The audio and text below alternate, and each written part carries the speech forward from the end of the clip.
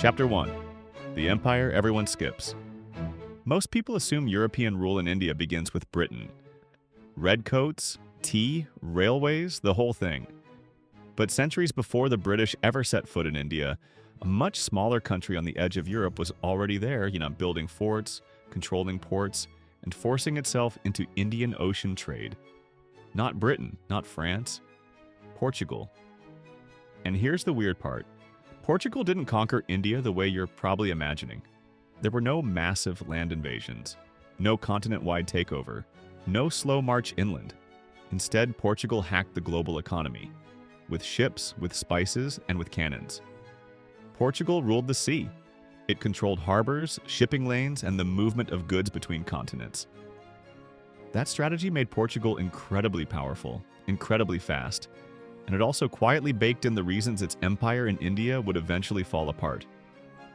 This is the rise and fall of the Portuguese Empire in India, a story about trade, religion, violence, luck, and why being first sometimes matters more than being big. Hold on to that idea. Being first is everything here. Chapter 2.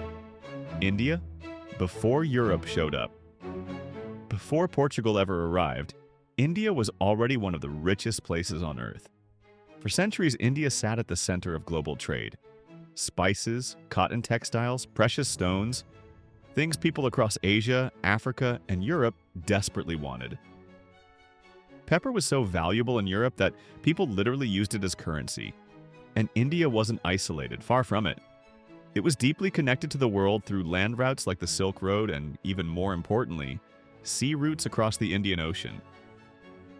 Arab, Persian, Indian, and Southeast Asian merchants had this system running smoothly. Ships followed the monsoon winds like clockwork. Trade was mostly cooperative. Ports like Calicut, Cochin, and Cambay were cosmopolitan hubs where languages, religions, and cultures mixed every day. The Indian Ocean world already worked. Europe, meanwhile, was the awkward outsider. Chapter 3. Europe's spice problem. Europe wanted spices badly, but it didn't control the trade. Spices reached Europe through layers of middlemen, mostly Muslim merchants and Italian city-states like Venice. Every step added cost, every border added taxes. By the time pepper reached Europe, it was absurdly expensive, so Europe had a problem. How do you get spices without paying everyone in between? Portugal's answer was brutally simple. Go around them. Chapter 4. Portugal bets. Everything on the ocean. In the 1400s, Portugal started doing something radical. Instead of fighting endless wars over land in Europe, it invested in ships, navigation, and maps. Prince Henry the Navigator, not actually a navigator, but very good at funding voyages, sponsored expeditions down the coast of Africa. The goal was clear: reach India by sea, not for science, not for curiosity, for money. And in 1498, Vasco da Gama pulled it off. He sailed around Africa, crossed the Indian Ocean, and landed on the coast of India at Calicut. This was a "wait, you can just do that" moment in world history, but da Gama's arrival didn't go smoothly. Chapter 5. Awkward first contact, violent second contact. Da Gama showed up with cheap gifts that Indian rulers found laughable. He demanded trading privileges like he was doing them a favor. When diplomacy failed, he turned to violence. This matters. Portugal didn't arrive as humble traders. They arrived with cannons mounted on ships and floating fortresses, and they were completely willing to use them. That shocked the Indian Ocean world. Trade here had not been built around naval warfare. Merchants weren't expecting Europeans to show up and start bombarding ports. Portugal introduced something new: militarized trade. Chapter 6. How Portugal ruled without conquering. Portugal didn't try to conquer all of India. Instead, it focused on choke points, key ports, harbors, and sea lanes. Control the coast, control the trade.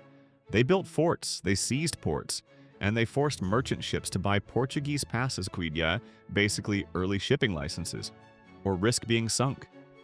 This system turned Portugal into the bouncer of the Indian Ocean. And somehow, it worked. By the early 1500s, Portugal controlled major ports along India's western coast. Goa became the crown jewel. Captured in 1510, it wasn't just another port, it became the capital of Portuguese India. For a while, Goa was spectacular. Golden Goa and a thin empire. Goa was called the Rome of the East. Massive churches, European architecture, global trade flowing through the city. Spices went out. Silver came in. Portugal, a tiny country, suddenly ruled a global empire stretching from Brazil to Africa to India. But this empire had a problem. It was thin. Portugal didn't have the population or resources to dominate India the way later empires would. It relied on ships, alliances with local rulers, and intimidation. It controlled the sea, not the land. That made the whole system fragile. And Portugal added another layer of tension. Religion. Chapter 8. Faith, Force, and Resentment. The Portuguese Empire was deeply tied to Catholicism. Missionaries flooded Goa. Conversions were encouraged and sometimes forced. The Goa Inquisition targeted Hindus, Muslims, and even converted Christians accused of practicing old traditions. This created deep resentment, because while Portugal was enforcing trade monopolies and religious conformity, the world was changing, and other Europeans were paying attention. Chapter 9. The first mover advantage runs out. By the 1600s, Portugal's biggest advantage, being first, started to disappear. The Dutch arrived with better ships and more capital. The English weren't far behind. The French followed. Portugal suddenly faced competition it couldn't outbuild or outspend. Corruption crept in. Officials skimmed profits. Forts fell into disrepair. Supply lines stretched across half the world. Then came a major blow.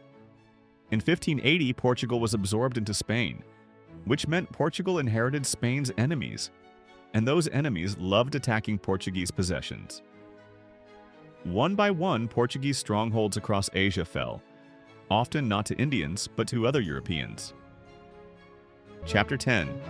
Shrinking to footnotes. By the 1700s, Portuguese India had shrunk dramatically. From a sprawling coastal network, it became a handful of enclaves. Goa, Daman, Diu, tiny dots on a map.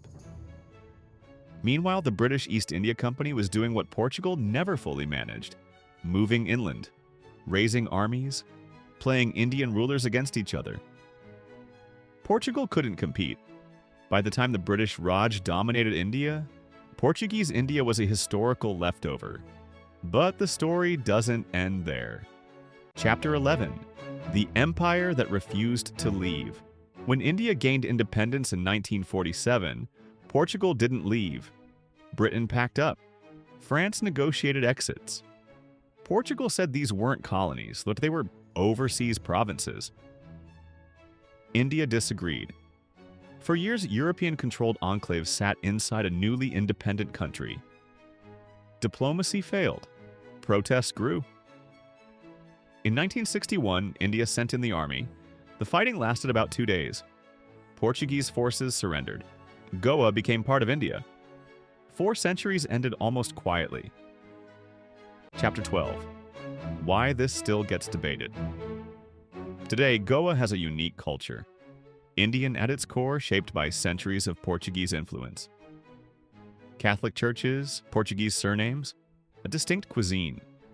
Some see Portuguese rule as mild compared to later British exploitation.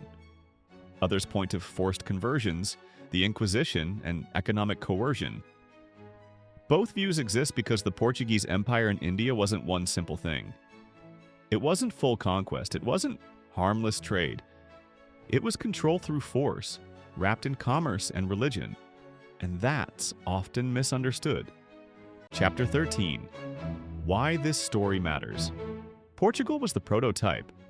It proved that controlling oceans could be more powerful than controlling land, that trade routes could build empires, that being first could outweigh being strong for a while.